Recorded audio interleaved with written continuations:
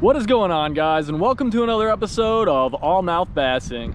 Today I'm out here outside of Ollie's bargain outlet, and my plan is to go in there and try to get some fishing gear, basically enough to catch some fish on a budget. I don't have an exact budget laid out, but I just want to get it done for cheap, and I'm hoping to be able to find a line, reel, rod, lures, all the tackle I need. I'm hoping to be able to find everything I need to catch fish in there. I'm not 100% sure I'm gonna be able to, but I'm gonna go in there. I'm gonna try to get as much as I can that I'll be able to fish with for a decent price.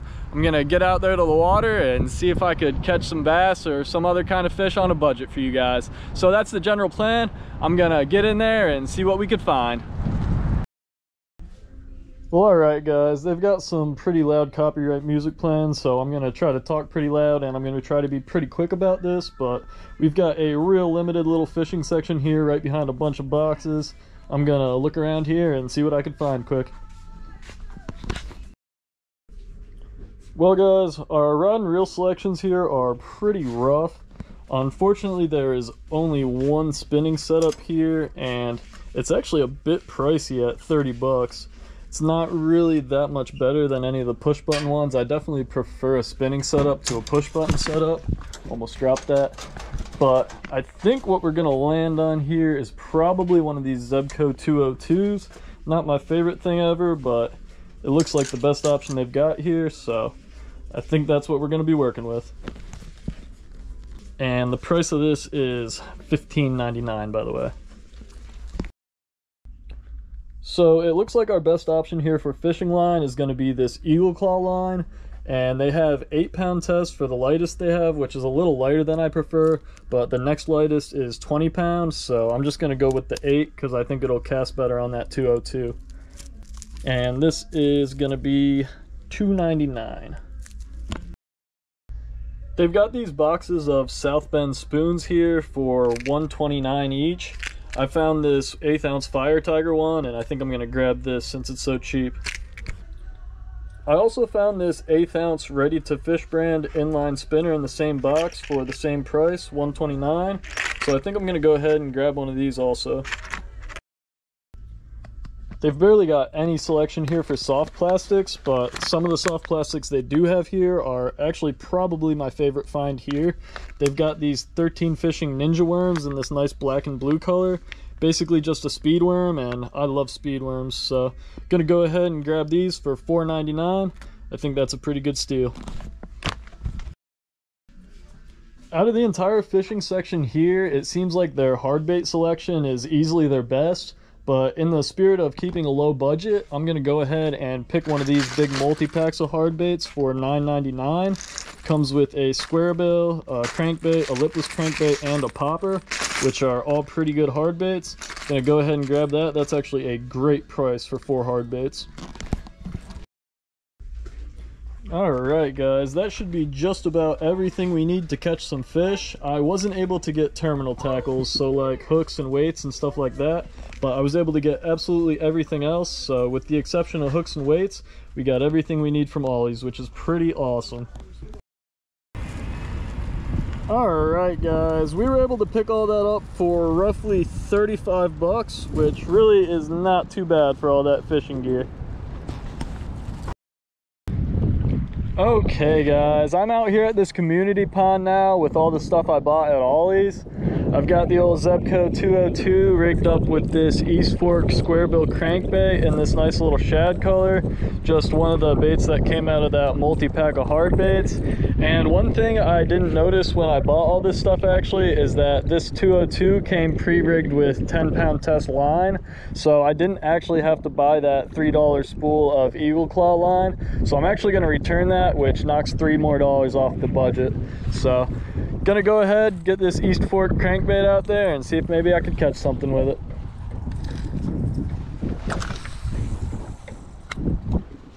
This thing doesn't cast too bad, to be honest. The reel sounds a little crunchy though. I don't love the sound of that reel. It works, it just sounds weird.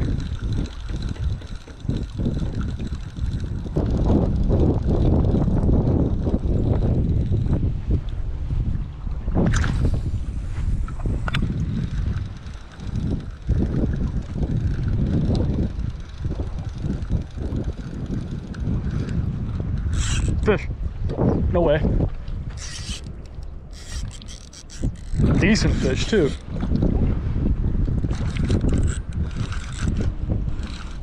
No, don't do that. All right, guys, we got one. Let's go. All right, guys, what a great start to the challenge. Pretty nice little bass, and that was actually a really fun fight on that Zebco 202. It's just a small combo, plus I'm not used to using a right-hand retrieve, so the whole situation was just a little squirrely for me. Pretty nice bass on the crankbait. Let's get it back in the water and see what else we can catch.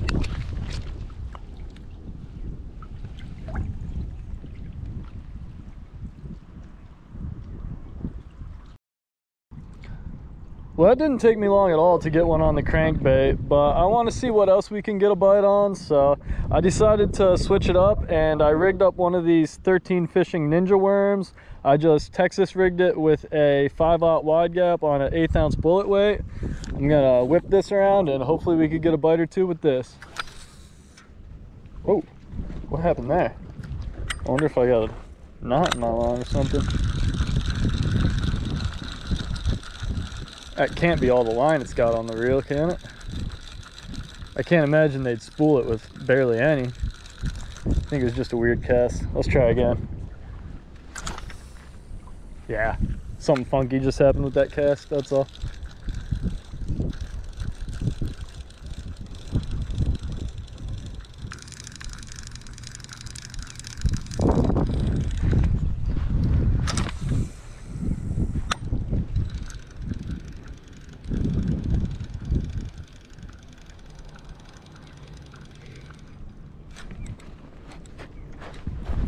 I cannot get a good hook set with this thing.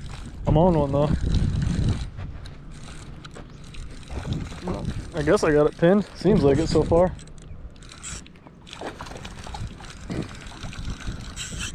The rod is like a freaking noodle. All right, we got another one, boys and girls. Let's go. I was honestly expecting something a little bit bigger on that big old ninja worm, but still a pretty nice little bass. I'm definitely happy with it. Cannot complain at all. The challenge is going great so far. Pretty happy with things. Let's put this one back and get back after it.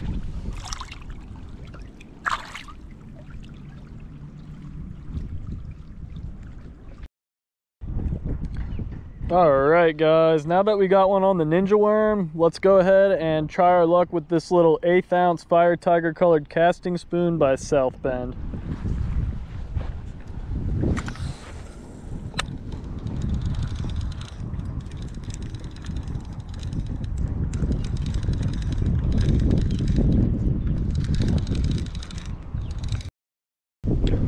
Nothing really showed any interest in this little spoon over in the pond there. So I decided to come over here to this nearby roadside ditch and try a few casts with it here.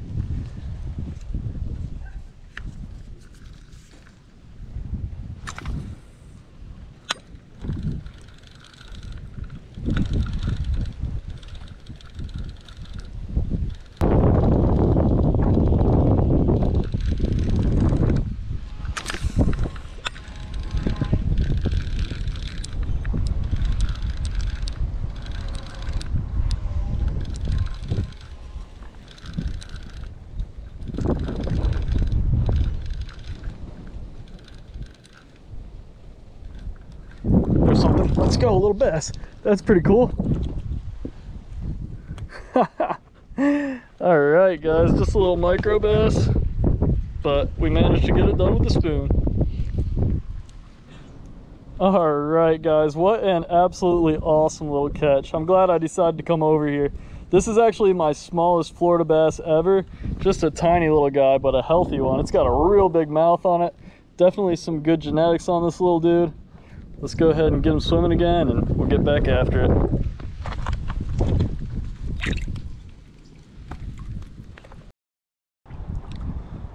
Well, it's the next day now, guys, and a huge rainstorm literally just passed less than an hour ago. So I figured I'd get out here. The pressure is pretty low. We've got some wind and there's cloud coverage, so it should be just about perfect conditions for fishing.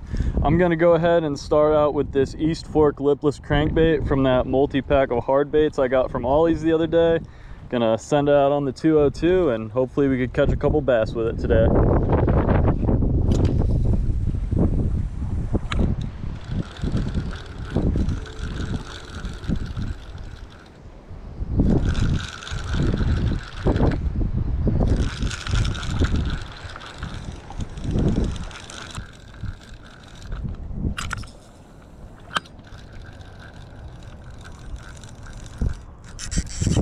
There we go.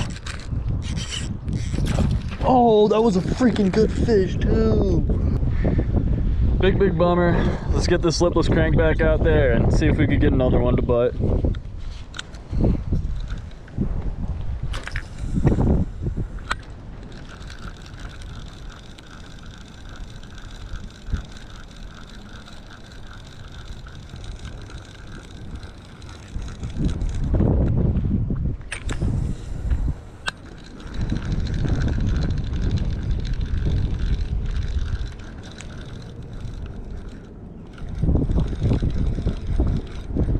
Is that a fish?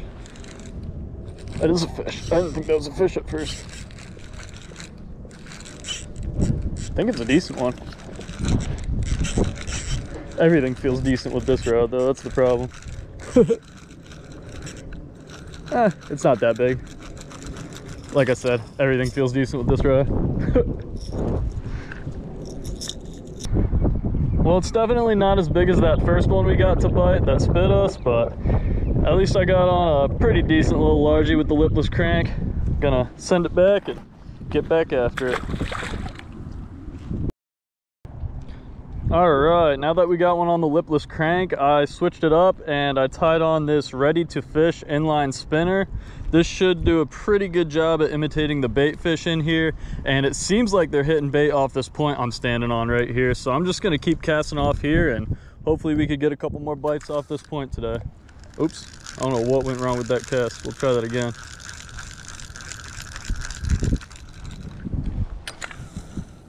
That's a little better.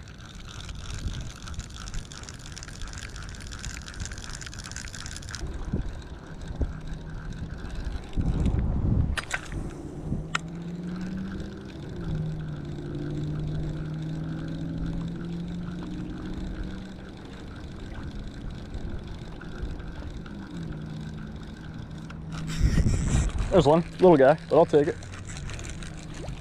All right. That was a lot quicker than the lipless crank went too. Well, this one's just another baby, but you can't always expect a big bite throwing around tiny lures like that spinner and the spoon I was throwing around yesterday. So I'm still pretty happy with it. We're gonna get them back and keep fishing.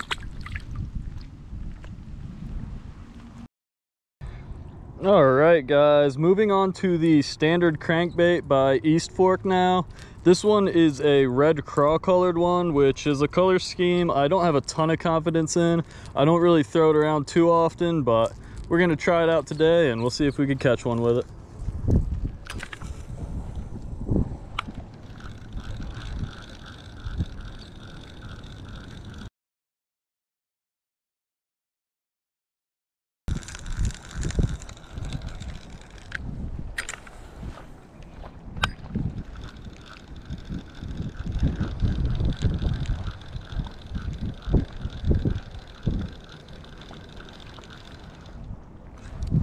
Fish, finally.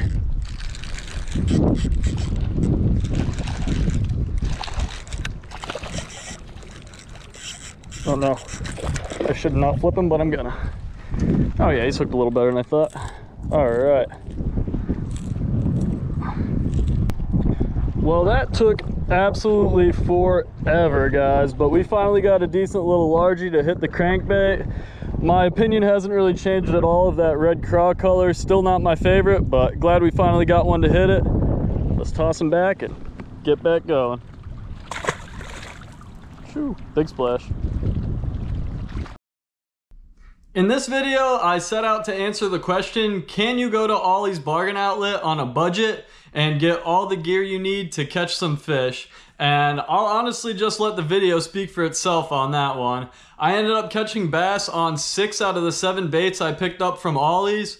I only ended up needing extra terminal tackles that I couldn't get at Ollie's for the 13 fishing ninja worms that I picked up, those black and blue speedworm style soft baits. And I could have done without those and still caught plenty of bass, as you guys could see. Could have got all baits with hooks on them already and it would have not been a problem at all. I just wanted to see how I would do with those ninja worms because I really like the look of them. But anyway, the only bait I didn't end up catching a bass on during the challenge was that popper.